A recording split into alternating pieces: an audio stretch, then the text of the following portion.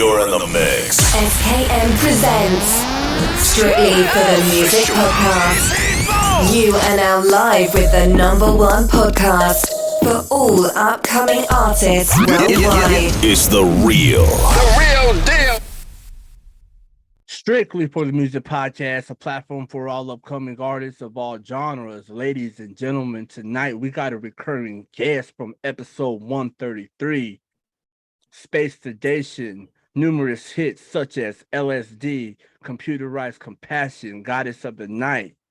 Currently wrapping up season 5 on Lin's Binge podcast, dropping 3 albums in the next 6 months. With no further ado, ladies and gentlemen, my next guest, Lin Ferguson. Let's go. It is so awesome to be here. Good afternoon, and I want to say thank you for taking the time, our second time, but you know what I mean? Well, actually, our 5th time, but you already know. But anyways, man, a lot has happened since the last time we had this talk. So with no further ado, let the people know and fill the people in on who Lin Ferguson is. Well, I'm a singer. I'm a jack of all trades, a queen of all aces. Ooh. You know, I'm top notch, over the Joker, hot stop. I'm playing. No, I'm like, I sing in every genre there is: EDM, electronica, screamo, rock, every genre and subcategory of rock, from classic to screamo, jazz, and every variation, classically trained music like Julie Andrews, Barbra Streisand, Audrey Hepburn, and then, you know, even things like Nina Simone, classic voices like Billie Holiday, Etta James. I do great covers, and I perform, I write original music, and I perform covers very well. And I sing in 7 different languages so far, but I'm trying to learn a few more songs in other languages as well. Awesome, that's dope. Last time we had talked, you were doing an article festival in St. Louis, Missouri, and numerous other virtual platforms such as Sessions Live. So if you want to fill us in on these gigs and how you got introduced to doing them. Yeah, so Artica was a concert venue that I was offered a 45-minute slot for. So I decided, since my album was exactly about 45 minutes, that the album I had just come out with that month, because it was in October last year, the Artica Festival, I was going to perform that. So I performed it. Space Station. It's supposed to kind of sound like Space Station, but it's Space Sedation. And it's just, you know, play on words and stuff like that. It's about like different variations of space. So like actual distance between each other, social distancing, COVID-19, and things like that. So I performed that album there. I was introduced to that by a scientist friend of mine, actually. And she works in a lab and everything. She's a real scientist, and she loves really good music. We're actually going to Sylvan Esso concert and a Desert concert together soon. So she told me to apply for it, and I applied and I got it. And they were like, "How much do you need?" And so, you know, my, beginner ass got, a small sum, a stipend, and it was more than what I expected to get. And I was really excited. And then the other thing, Sessions Live. Sessions Live is, it's a platform for you to perform and do your music and things like that, and gain an audience internationally, where you can using this platform, you can perform live. People can pay you with like stickers and things like that, and that gets you voted to the top as well. People can vote for you when you perform in certain events, certain festivals, and certain things that they have going on. So I've been in one or two festivals that they've had recently or within the past year or so. And they invited me to their platform. A talent scout scouted me a couple years ago through a Cranberries cover that I did through my YouTube. That was posted to my YouTube. You can also sell your merchandise and stuff like that through sessions. Yeah. All right. So sessions live and virtual concerts and live performing. What was your biggest fear when you got into this? I have to know.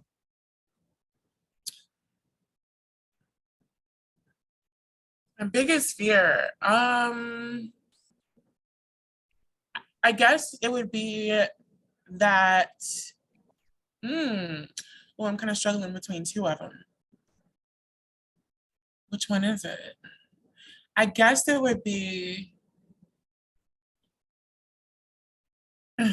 so my favorite Disney princess is Ariel, the Little Mermaid, and it was released in 1989. They're coming out with a Black Ariel live action next year. I'm really excited for it with Halle Bailey. She was the second best option they could have picked. I'm the first, but Wow. I'm happy for her. I'm so happy for her. Man. But you know, what do you call it?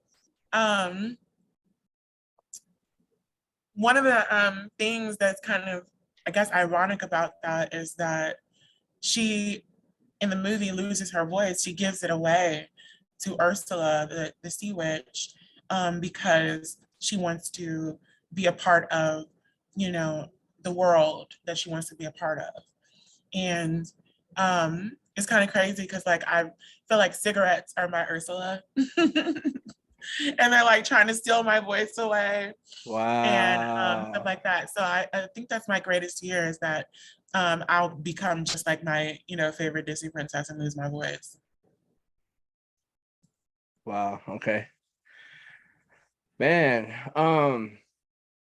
So when you're performing live, like, you know, all right, let's go right here. All right. So you're performing live, you know what I mean? You're performing your own album. Like, was that even a plan to go that route? Like people only like, well, I don't know if people, well, I'm saying like artists maybe perform 2 or 3 songs, maybe if they're lucky, but you're performing your whole album, like, you know, all that attention's all on you.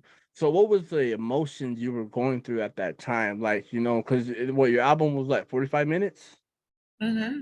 I Wow. was pretty nervous. I was pretty nervous almost the entire time. I kind of settled into things like halfway through my album, but it was very nerve-wracking, especially because I had not been, you know, active at that point in my life. I just recently took up tennis lessons again because I used to play tennis as a kid and a whole bunch of other sports. And I wanted to get back in shape recently.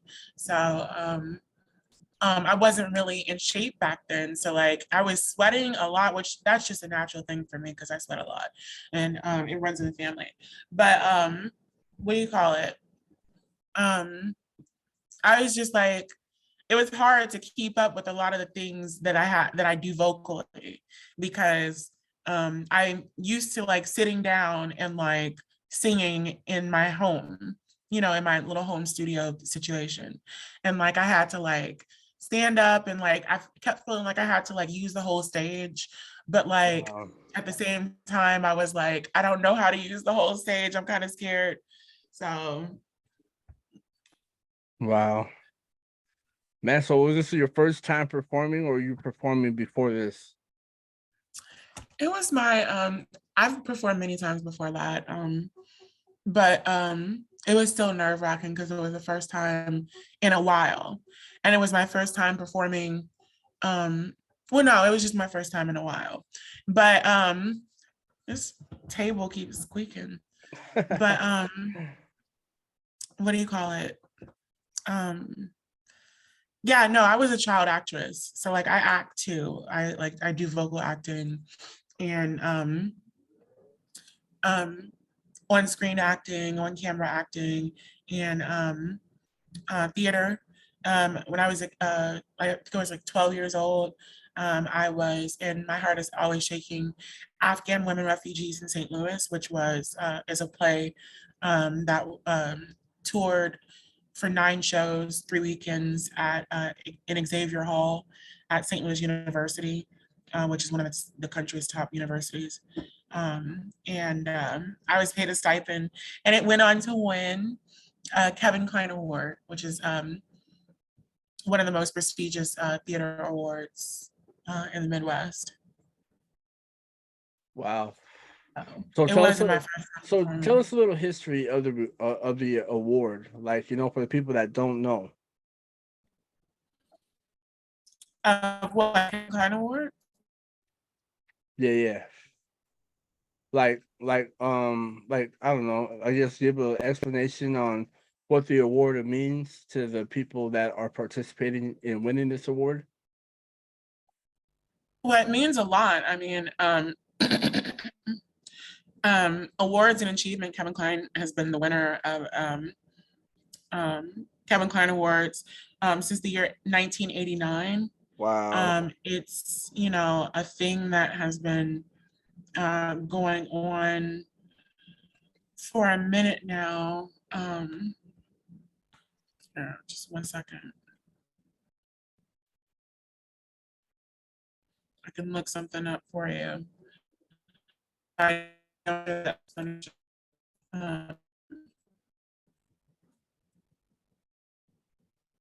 the Kevin Kline Awards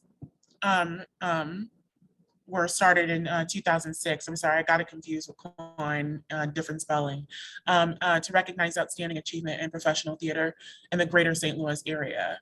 So it's sponsored by PTAC, which is Professional Theater Awards Council, and named in honor of Kevin Kline, a St. Louis native who has been the recipient of both Tony and Academy Awards. So what do you call it? It's one of the most prestigious awards in the area. That's dope. That's dope. I like that. All right, so let's go on. Let me pull up my topics real quick.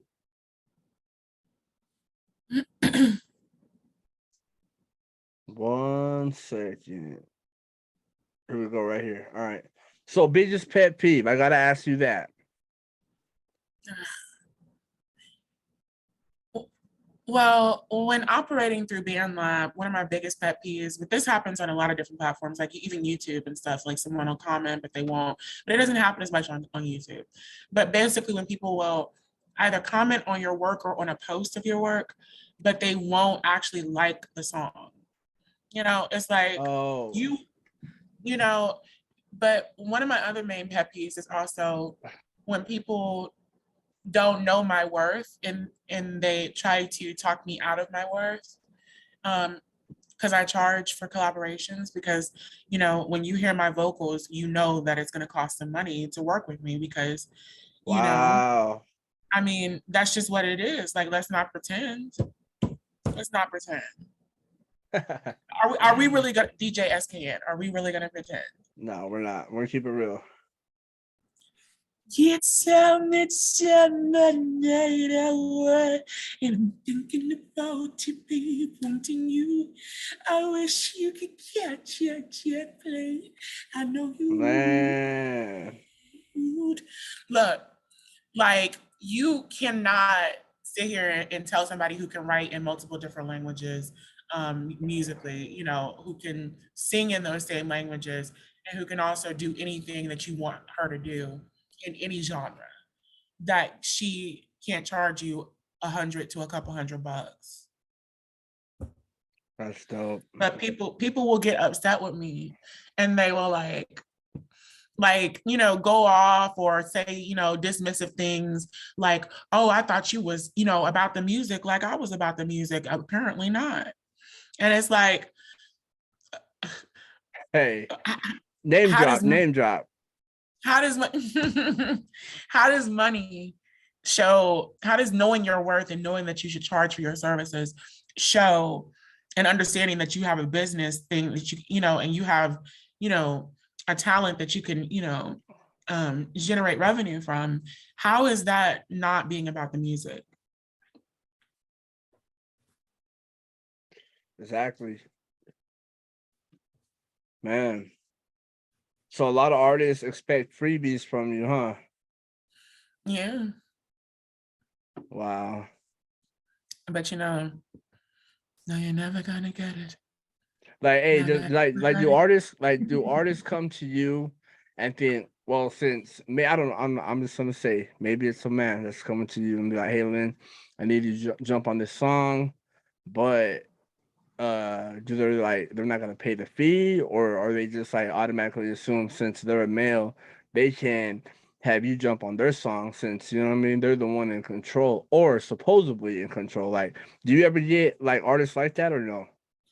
I don't know. I'm sure I do, but like I don't personally know of any situation with me personally, you know, that has, Yeah, you know, the guy has clearly shown that it was a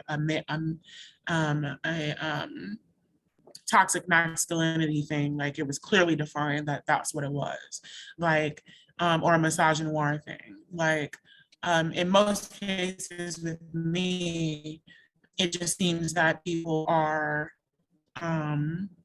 expecting to get something for nothing, like most right. people do, you know, and it's just a people problem. And you have to unfortunately deal with a lot of people like that, you know, and it's unfortunate because the majority of people who, you know, contact me, you know, it goes that route negatively. So unfortunately, that's just how it goes. Either it goes negatively or and I have to block them, or they just, you know, turn me down, and then, you know, we keep it mutual and amicable. But you know, they don't want to pay me. And it's Wow. just like, it's cool if you don't want to pay me, but like, it says a lot that you reached out to me because you knew that I had something of great quality that would help you in your success, and that you don't want to pay me my dues for it. Wow. Man.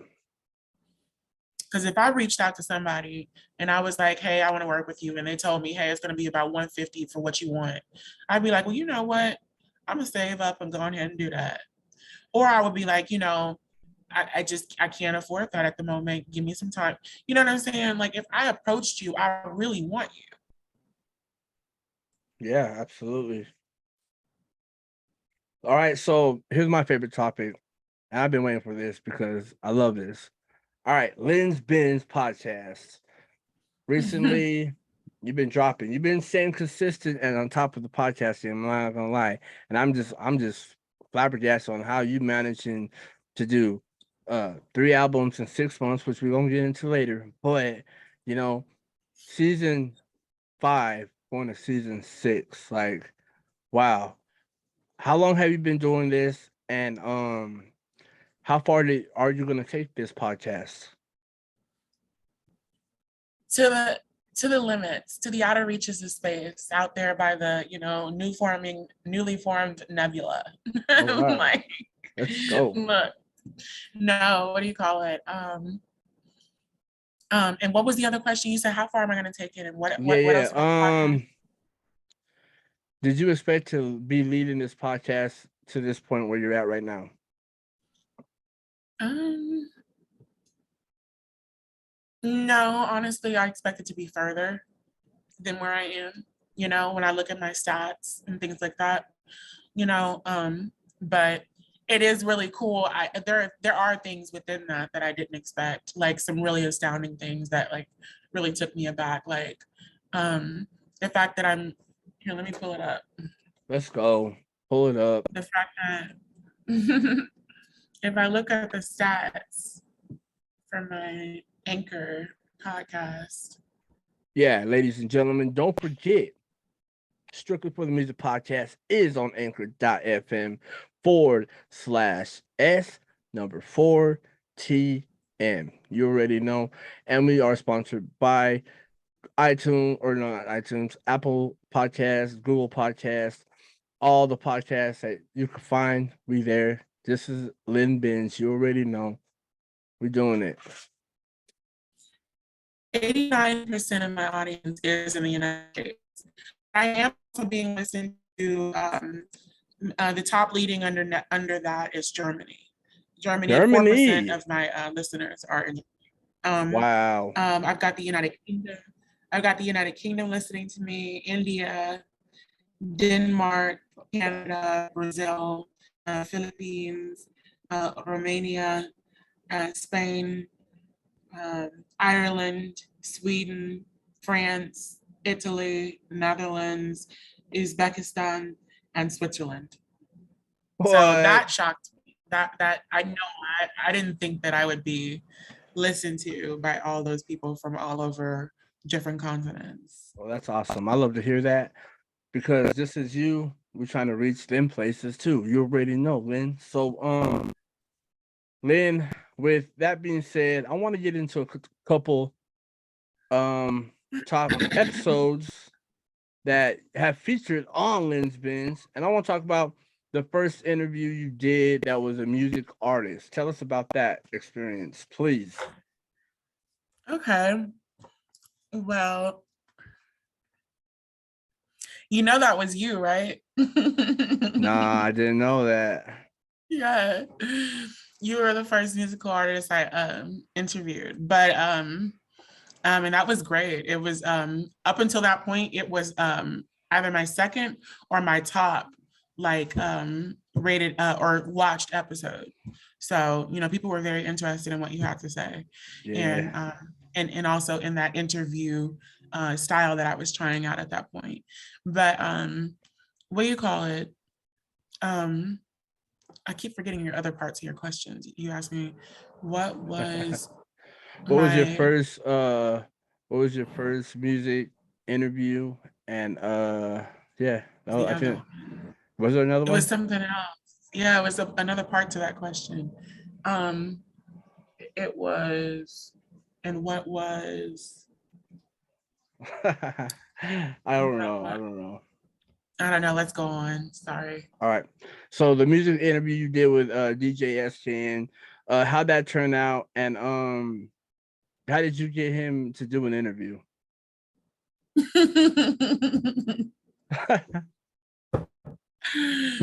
um, he interviewed me actually. You interviewed me actually, and what do you call it? Um, I think you reached out to me after, you know, you had been vibing with a lot of my music through the platform, BandLab, where we met. And BandLab is just amazing. Like, I've met a lot of people I would honestly consider family. You're one of them. Like, I've been with you for the longest. Like, BandLab, there's like a BandLab family, I feel You like. already know. You already know. And I gotta get my Band Lab family too, because you know what I mean. That's you know what that's what brought me where I'm at right now. You know what I mean. If it wasn't for Band Lab, I don't know where I'd be at for real. Honestly, it's really amazing. Like, I remember when I was a kid and Fruity Loops was out and stuff like that, and you could do your little Fruity Loop studio stuff and make your little beats and stuff. But look, Dan Lab is like a whole, I keep calling it the social network of music. Like, it's Yeah, the Facebook of music. it Like, is. it's crazy. I love it. But yeah, that's how I met him or you for the interview. You met him, huh? Nah. All right. Yeah. Let's go into something else. One of the topics I've seen I've heard recently was Ariel. You know what I mean? A black tail, right? Mm-hmm. Yeah, let's get into that one. Yeah, no, she's I'm really excited about that, but a lot of people were not. And the director, Jodie Benson herself, the original woman who played Ariel's voice and did the singing, Jodie Benson, and also many other people had to come out, including Disney as an entity and on several different, you know, platforms of Disney, had to come out and defend Halle Bailey because she was being attacked by a lot of white people who were, you know, some people were racist, other people were, you know, just like, you know, very upset that, you know, it was a black woman instead of a white woman who was going to play the role. And it's like, at the end of the day, we wouldn't have this problem if Disney wasn't so racist in the first place. Right. Because then everybody would feel equally represented. But you've got one Saudi Arabian story, Aladdin. You've got one Chinese story, Mulan. Mulan. Yep. And then after that, then you got like everybody thinking that there's one Black Disney princess, and not understanding that there are two more. Esmeralda from Hunchback of Notre Dame, and Kira from Atlantis: The Lost Empire.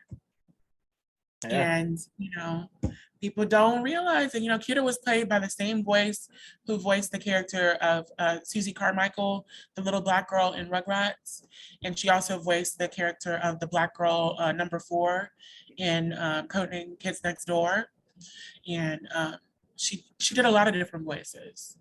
If I'm not mistaken, I don't know, was it Regina King who played her voice? Who did her voice? It's somebody. Yeah. It's somebody, but she's this famous, Black vocal actress. So, and then Let me there's ask you other. this. I need to ask this question. How did what was her name? Halle Berry? Halle Berry, yeah. Halle Berry Halle get the Bailey. role. Halle Bailey. Bailey? Okay. How did she get how did she get this part? I have no idea, honestly. Like, aside from just her natural born talent and her beauty, like she looks a lot like Ariel, despite the fact that she's a Black woman and Ariel is clearly drawn after a white Nordic woman. Like, she looks a lot like Ariel. She has like big eyes, beautiful eyes. She has long eyelashes naturally. She's got long, beautiful hair. She's got natural, long, beautiful hair. Wow. Down her back.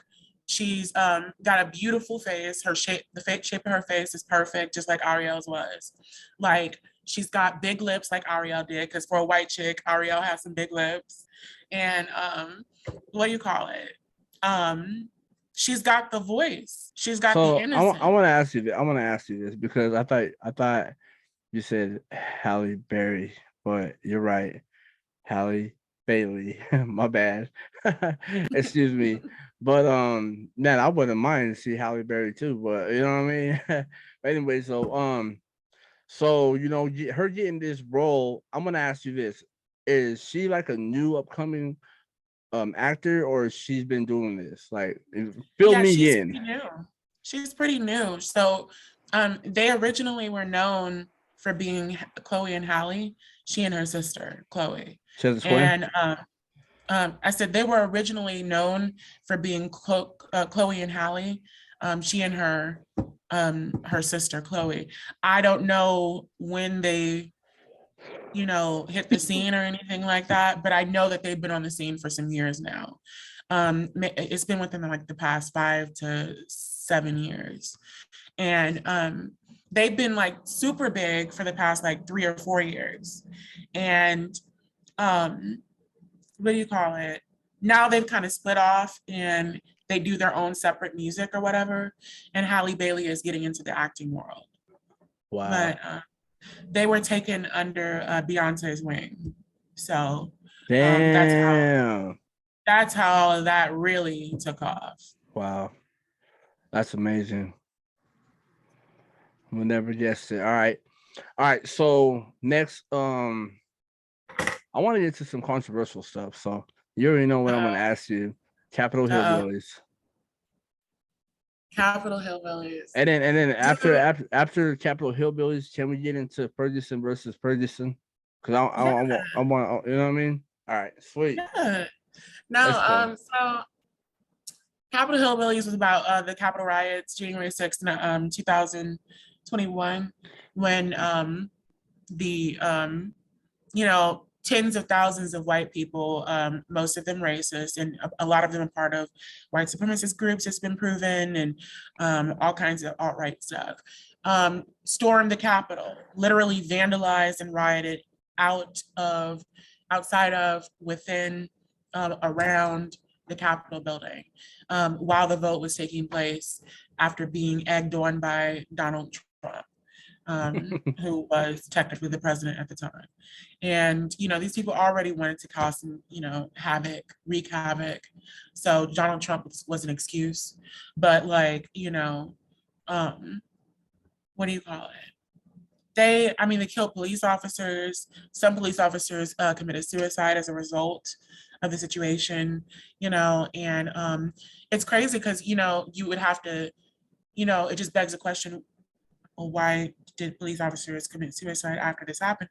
And it makes you wonder if they were actually thinking about the possible realization that, they've just been being used by Republicans to, for some kind of agenda. And when it suits them or doesn't suit them, they're tossed to the side like trash. It's always support the blue, but now it's not support the blue anymore. Now we're hitting police officers in the head with fire extinguishers. Damn. We're macing police officers. We're taking their shields and bashing them in the face with it.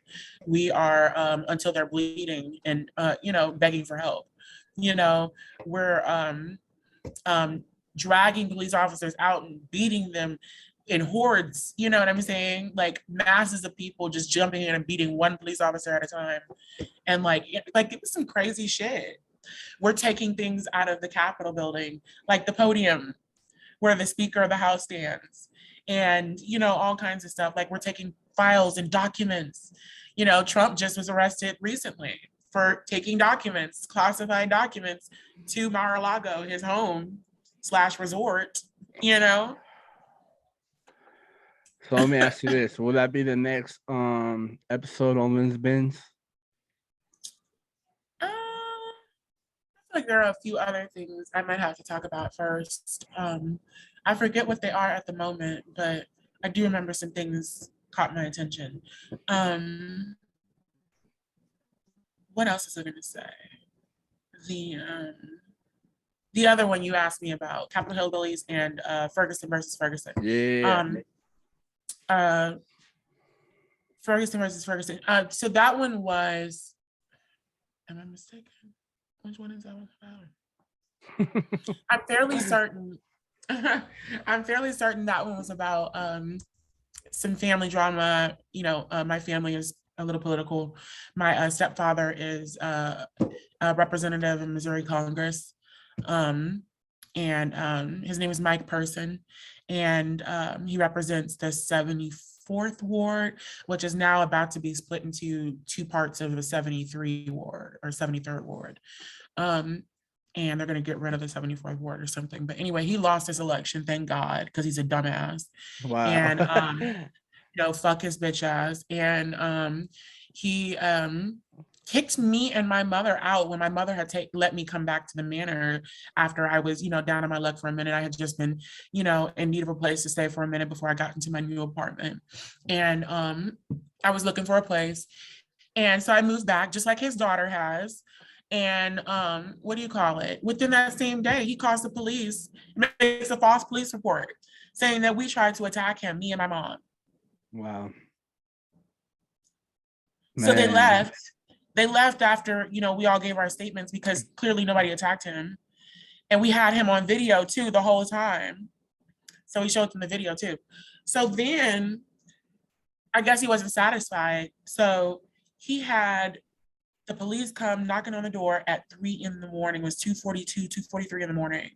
We were finally getting to sleep because, we were all startled and stuff because the police had come hours prior at like 8 or 9 or 10 at night or whatever. So we didn't get to sleep until we were getting to bed around 3 a.m. We got to knock on the door.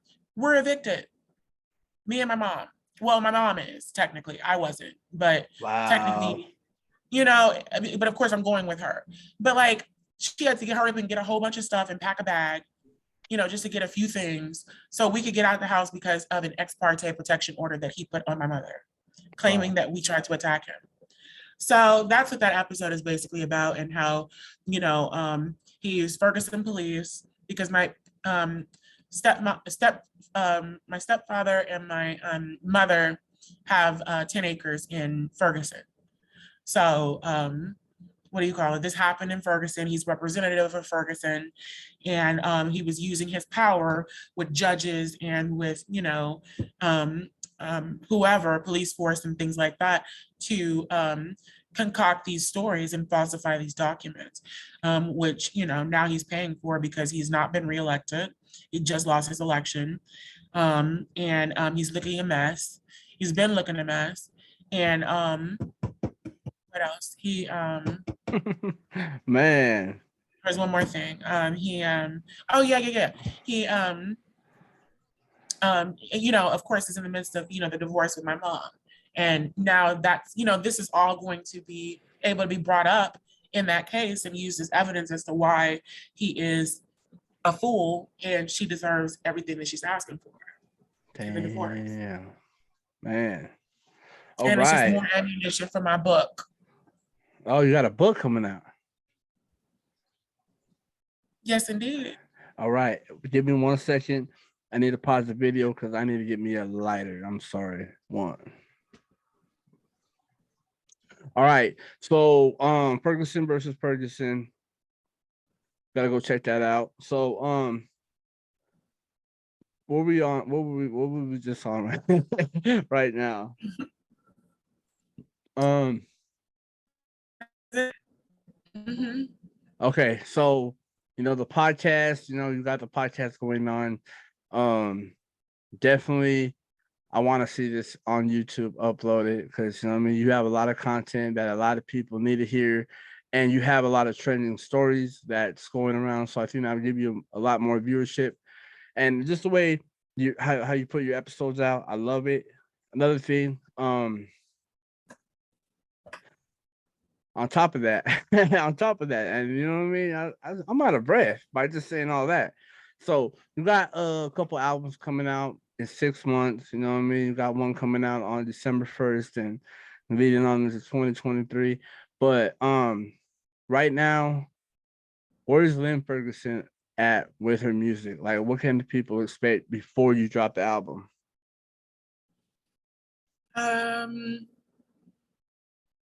Expect the unexpected.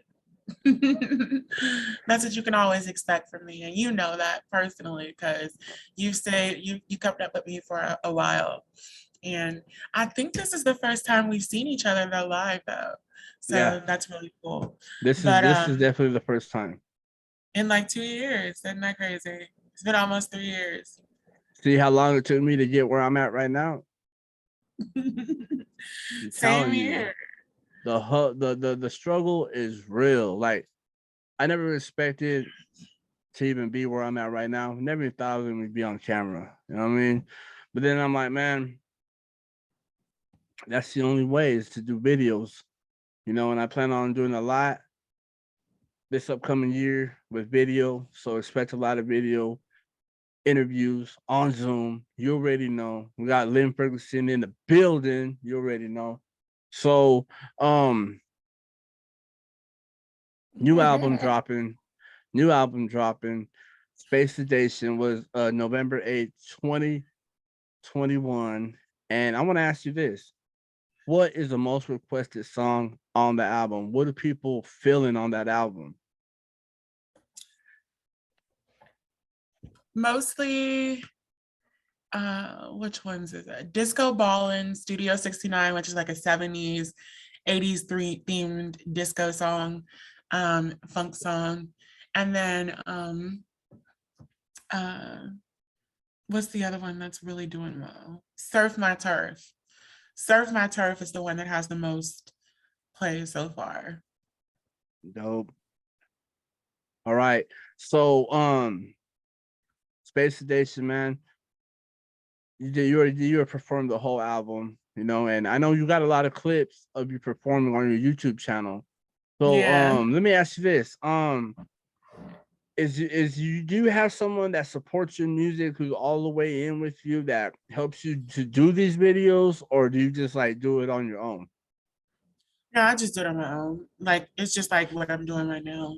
Like it don't take much to just sit in front of a camera. So, Yeah, you know. I love it, Lynn. All right, so let's just get into it right now.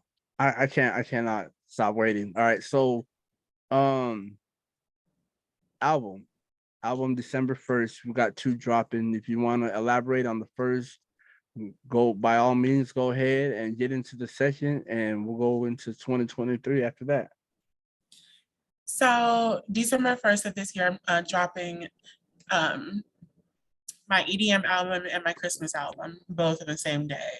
So a few hours apart from each other. So what do you call it? The EDM album is going to feature songs that are already accessible through YouTube and BandLab, like Goddess of the Night, LSD, which my bandmate Shinji Holocron in our band called Sin, which is Shinji and Lin. Shinji says LSD stands for Lin So Dope. You already know. I gotta give me some LSD. You already know. The Computerized Compassion is featured as well. And we're making a lot more songs. And I will share a little secret with you, and this will not take away from any of the quality of the music, but I will divulge this.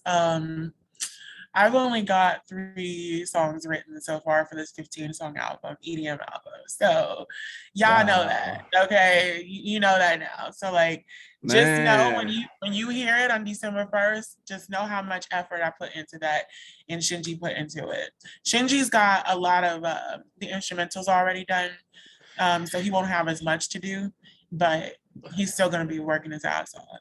All right. But I gotta ask you this. I'm sorry to cut you off. But I gotta ask you about this because I keep hearing this name. So, how did you link up with Shinji, and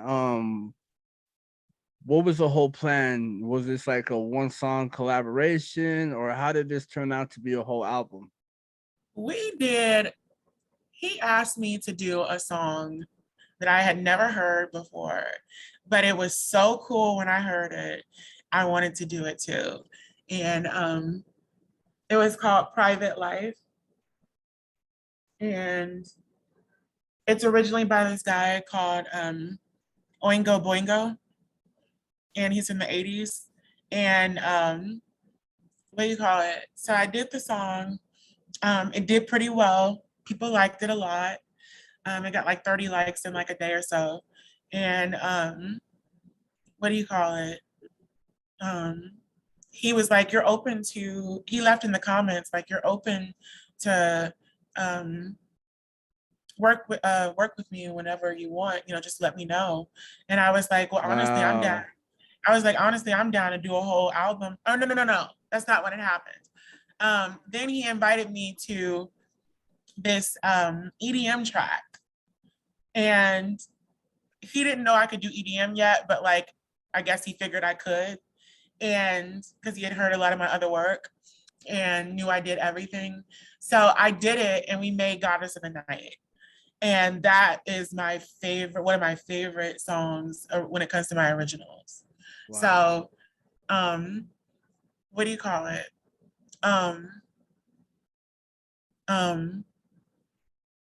When we did that and it became so successful, it's got 294 likes right now and almost 1,000 plays.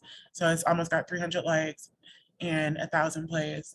So like when that one did so well last year, he was like, I'm down to do anything else whenever you want. And I was like, I'm down to do a whole EDM album. And that's how we started. And his wife, Shannon Holocron, is gonna be on the album too. She's gonna be featured on the album.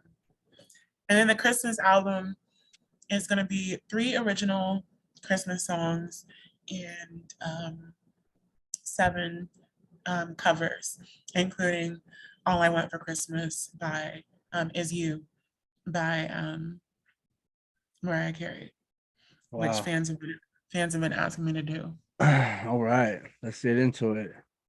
Okay, so I want to ask you this. Was that something that you grew up listening to? I grew up listening to everything. So like my mom mostly listened to like 80s and 90s hip hop and R&B. So like In Vogue, Salt and Pepper,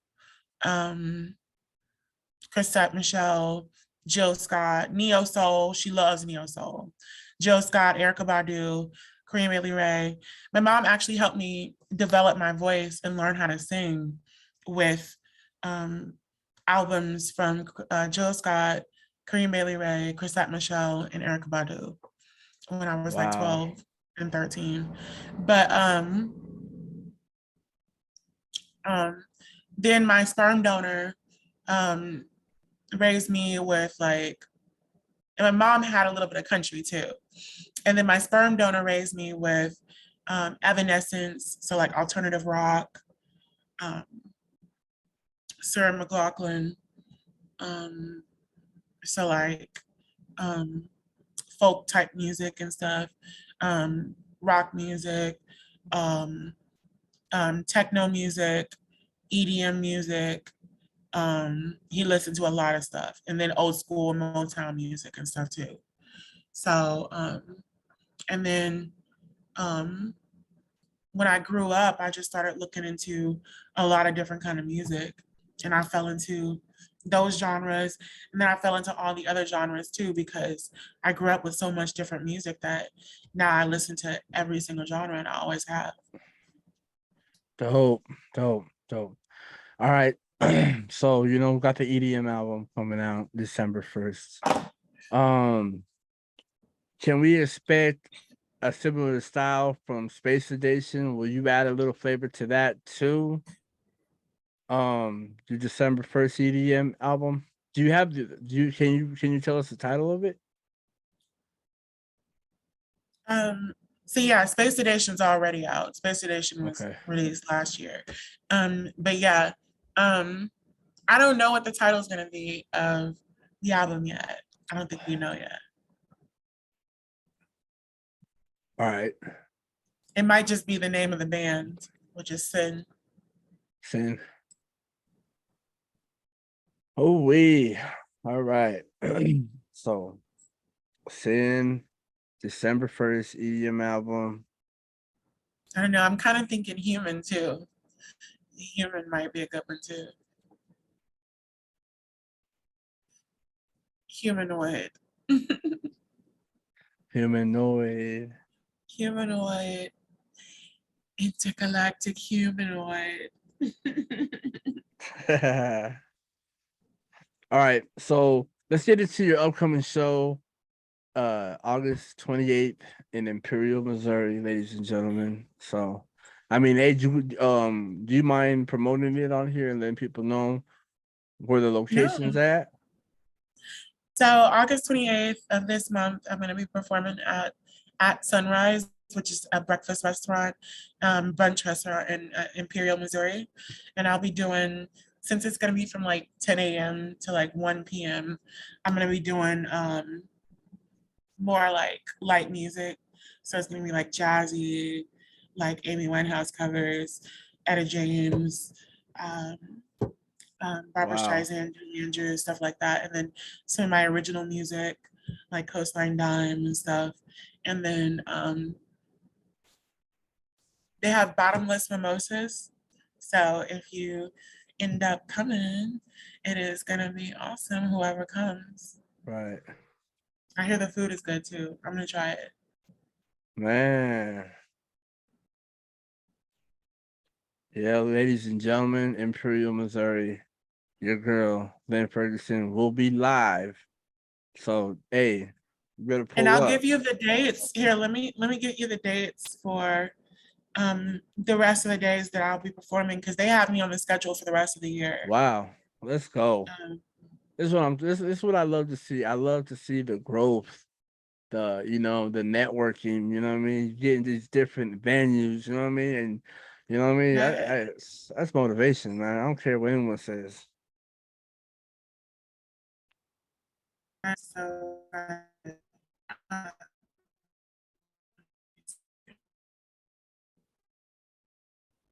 it's not, what is it?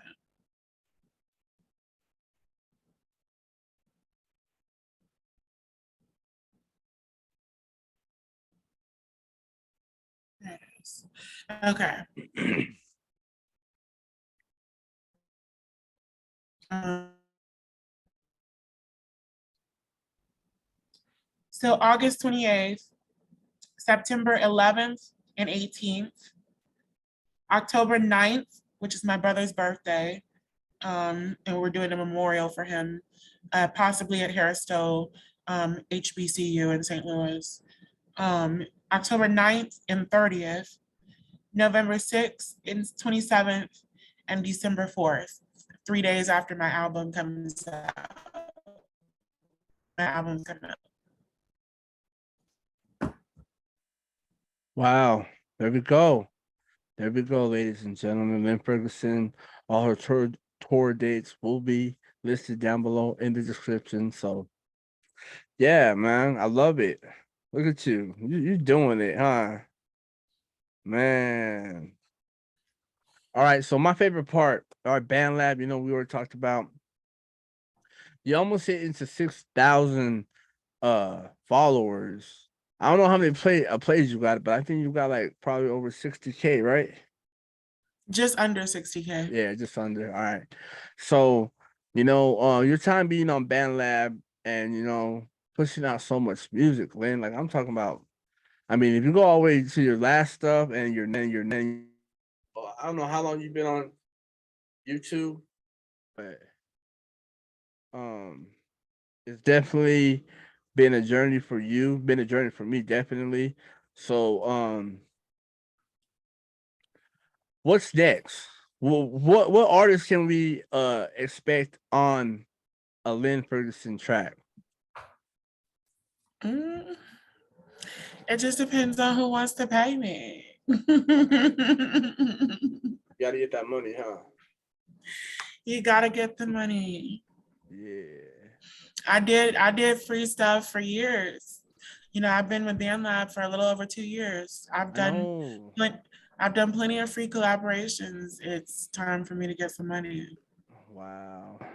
So let me ask you right now, when you blow up, who already has a Lin Ferguson feature? Like, can you name every artist that has a feature from you? That is a really good question. Maxwell. What do you say? He said,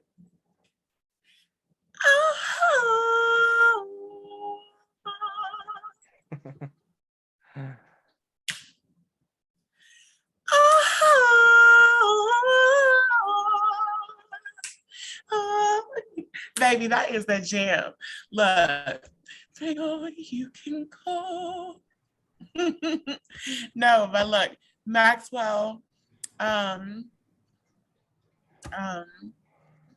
Beyonce, Lady Gaga, Jill Scott, Erykah Badu, Chrisette Michele,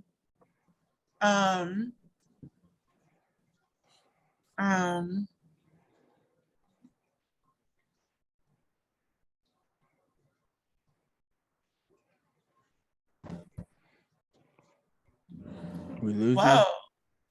Yeah. We lose you? It read Zoom ended unexpectedly. Oh, really? What do you call it?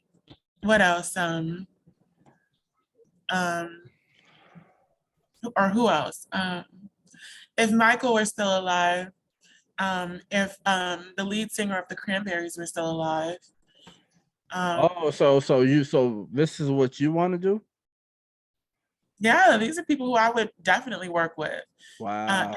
In This Moment, the lead singer of In This Moment, she sings that song I did a cover to. Even in this change, you won't stop me. Even in this change, you won't break me. Even in this change, you won't break me. Damn. Big Bad Wolf. Big Bad Wolf, man. But yeah, those are just a few people who would have I'll tell you who wouldn't have a collaboration for free, or at all. Justin Timberlake. Wow. After what he did to Janet Jackson and Britney Spears, no. Wow. Especially what he did to Janet Jackson, like that shit really fucked me up. because I was a kid and I couldn't fight for her back then because I didn't even know what was going on. So let me Really ask you upset. this. Let me ask you this. Is there a right ticket for a label to put you in some kind of deal? I mean, as long as I have the rights to my music and you're not trying to take my masters, then we're cool. Wow. What if they want the masters? Well, then you're gonna have to be somebody else's masters. You whipping no chain, no. Man. Nah, I can't do it. Yeah, a lot of artists don't want to do it. You know what I mean? And I don't blame them. You know what I'm saying? You're in debt to the label at that point. Like, and for no reason too, because you ain't gonna get nothing out of it except your money, and now you paying them back after you already got Man. your money. So you wouldn't think there would be a way to maneuver that? There's always a way to maneuver a lot of things. You just have to be working with the right people. Well, let me ask you this. Let me ask you, if you're wrapped up in the deal and you have all this money from the deal and they own your masters, you couldn't use that money to make more money? What does that matter when you don't own the rights to your intellectual property? I don't know. I don't know. Do you really want somebody else to run around and be able to say that they own your stuff I don't know. for the I rest don't of your know, life and the man. rest of eternity, and to be able to do You know what? whatever You know they want what? to do You know what? with your stuff, and to be able to tell you when you can and can't use your stuff? I would sacrifice one project. I would. Because that would motivate me to make more hotter shit. Like I would have to come the next shit it has to be way better. Yeah, but you'll never be able to recapture some of the most beautiful things. That's like saying, oh, there are like 100 million billion beautiful things you can see on this earth. And like, so what if you lose a few of them, and you never can see those? You can never see the Sahara Desert again, or you can never see the Amazon again. You can still see St. Louis. It's not the same. You can still see Greece. You Yeah. can still see Zimbabwe, Madagascar. Like, it's not the same. Where's the Amazon? How you gonna take the Amazon? I can't see it no more. Man.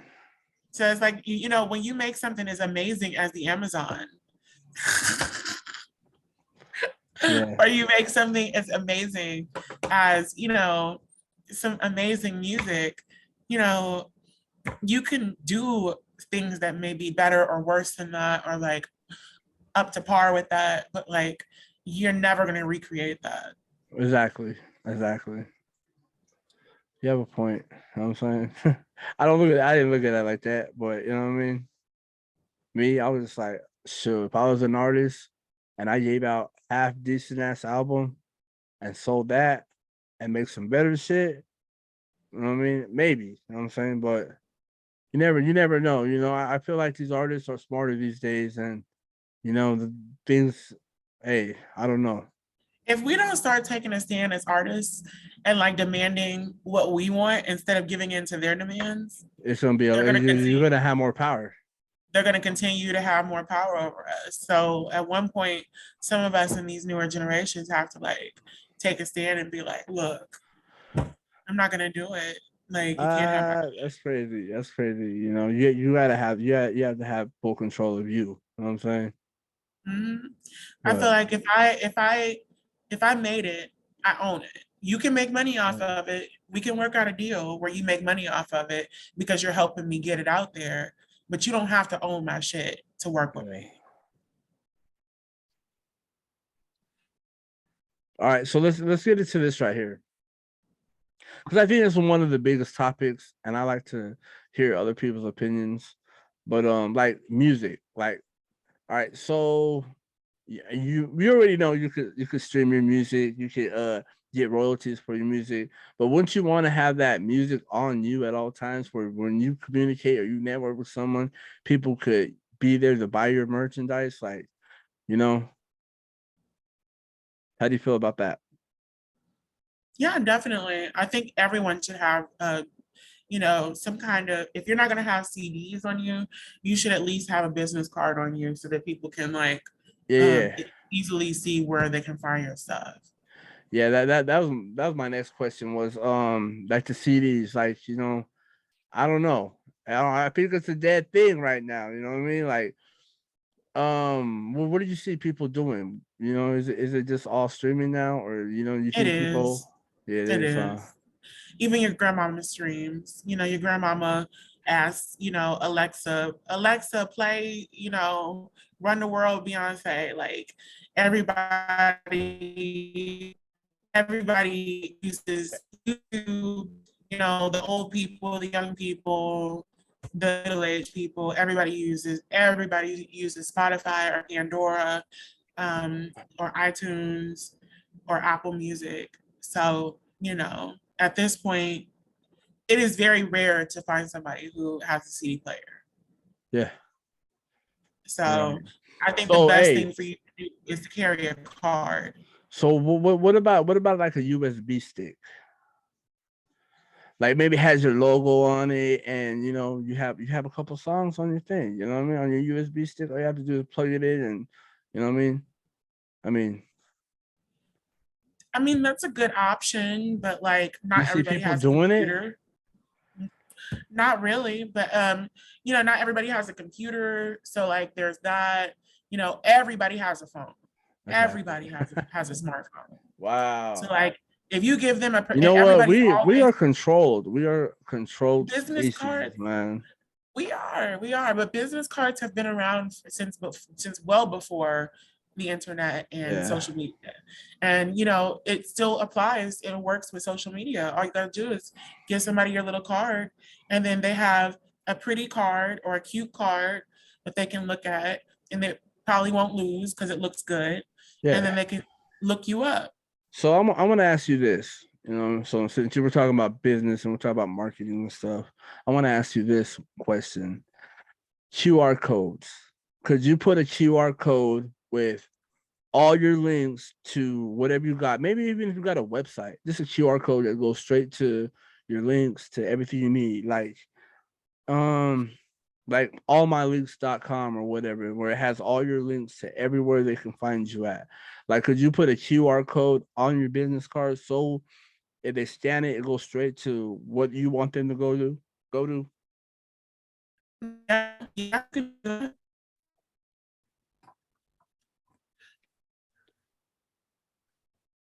My business card doesn't have that, but you can do that. Yeah. Let me see your business card. Show us your business card, please.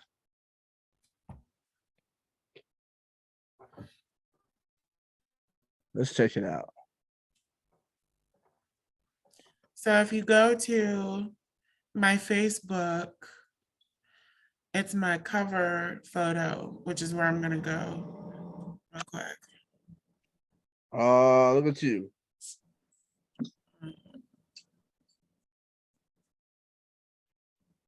Damn. I love it. You know what? You're right. That is your Facebook cover. Yeah.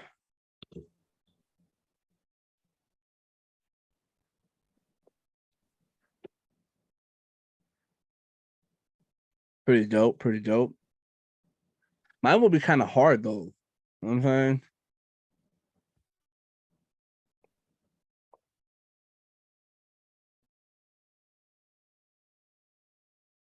Hell yeah.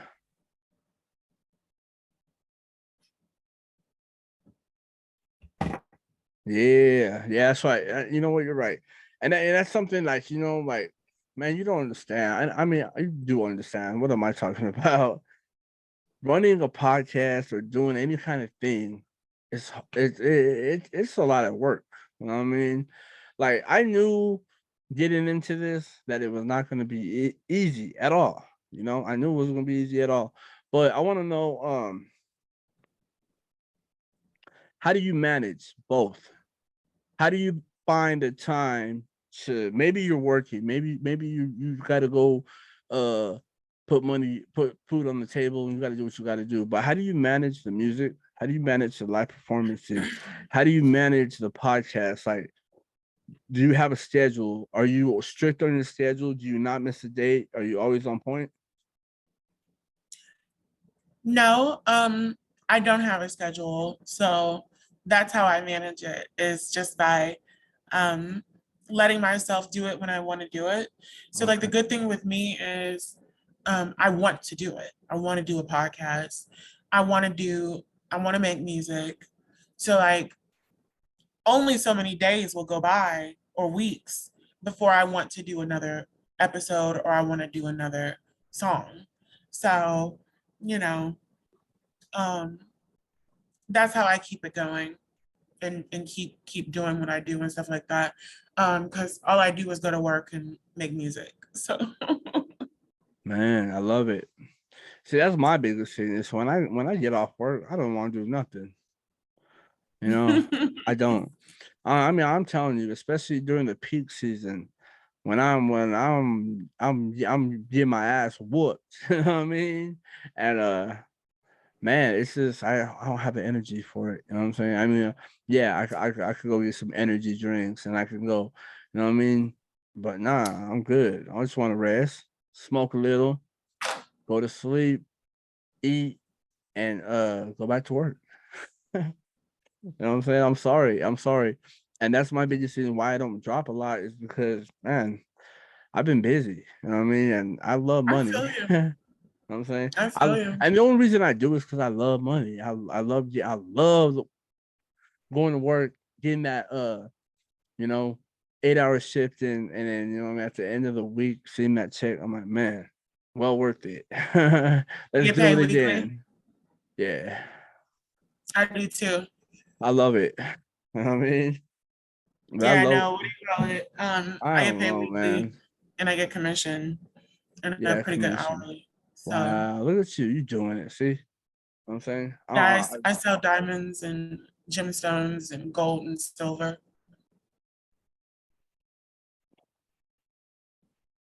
wow. All right. So you're working on the next Lin Ferguson piece or what? Um, You know what I yeah, mean? I'm working on a I, lot of. I'm working on a few things. What? What happened? I want to hear it all. I want to hear it all. Oh, um, Uh, one thing I'm working on is "Love Like Winter" by one of my favorite bands of all time, AFI, and this guy Tyler Edwards is doing it with me. So it's a really good. wow. It's a really good song.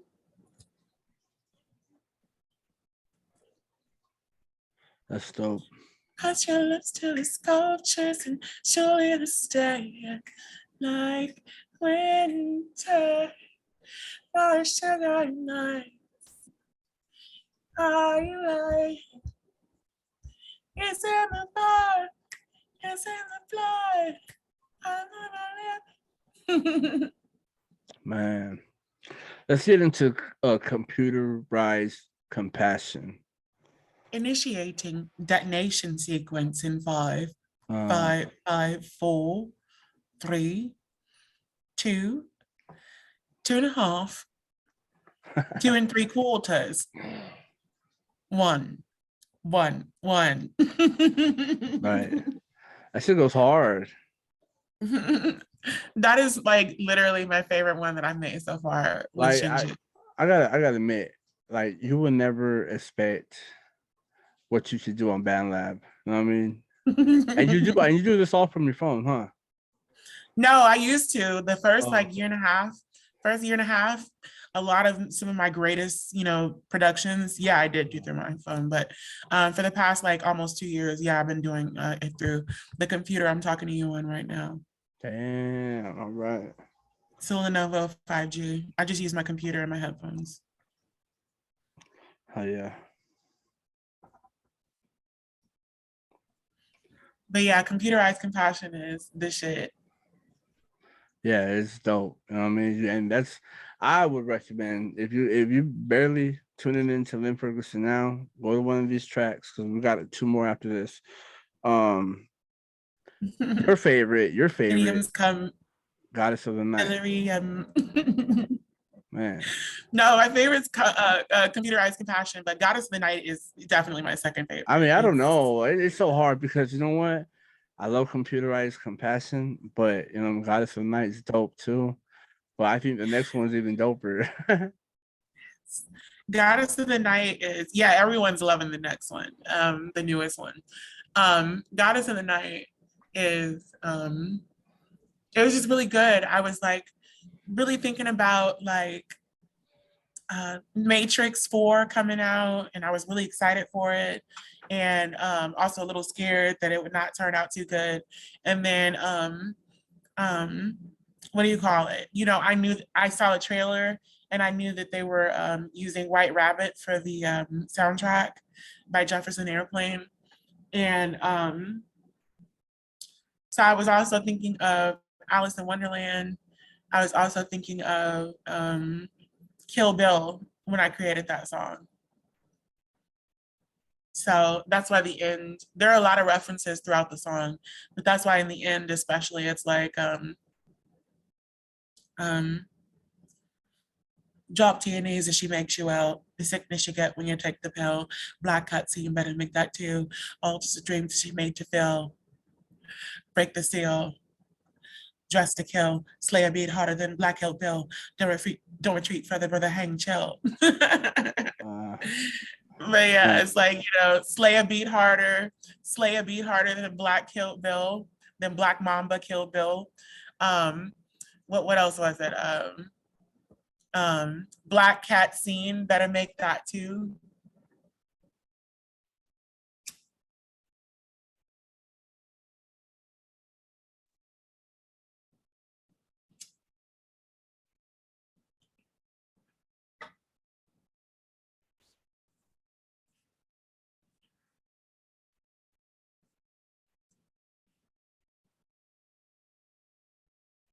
We'll be right back after this commercial break. My bad. Freaking alarm was going off in the background, so I had to go shut that off real quick. But anyway, so Goddess of the Night, definitely I love it. I love the way you come in on the verse. It's like, wow. I mean, I don't know, but this next song we're gonna get into LSD. I mean, this got to be on the radio.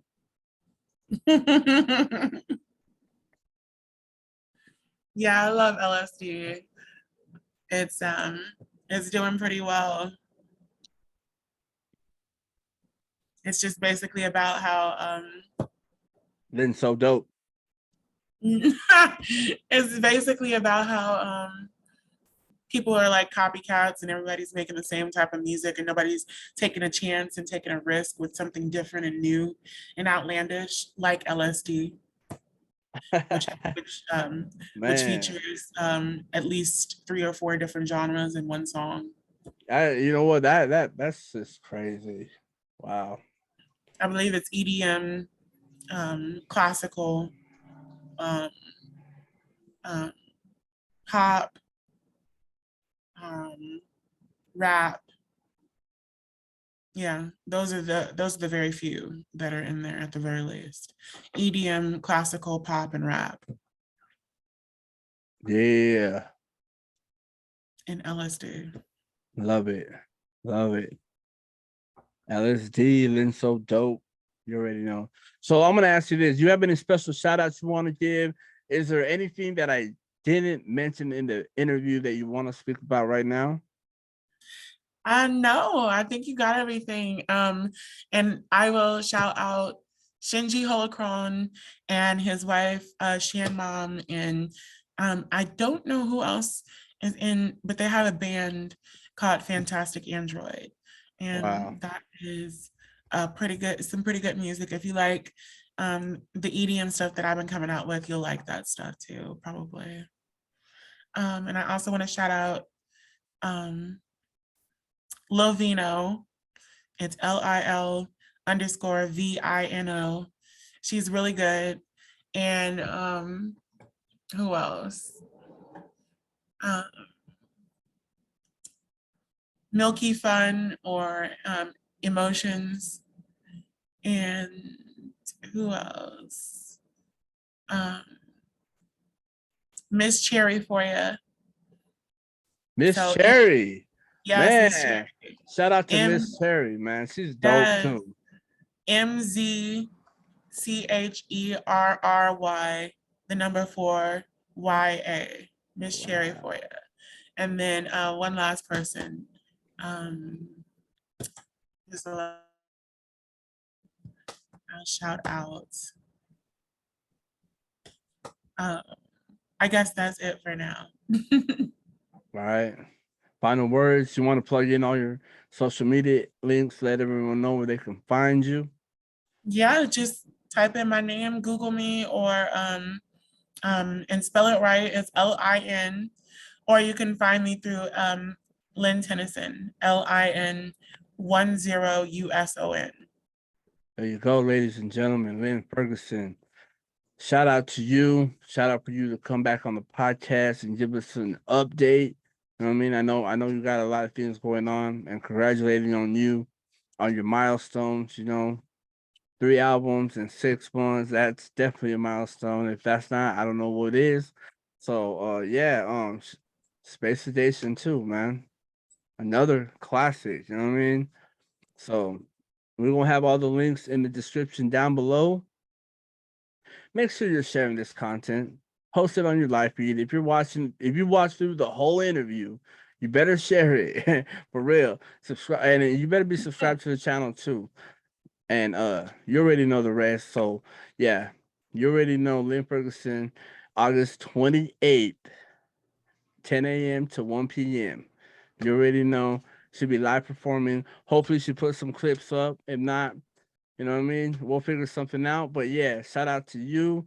Shout out to everyone viewing. Shout out to everyone subscribing. And definitely we will be back for another interview. If we're not back, I'm gonna be back. I promise you. I'm just getting amped up, and I'm just, man, amazing stories, good vibes. You already know. Strict for the Music Podcast. You already know what to do with the rest.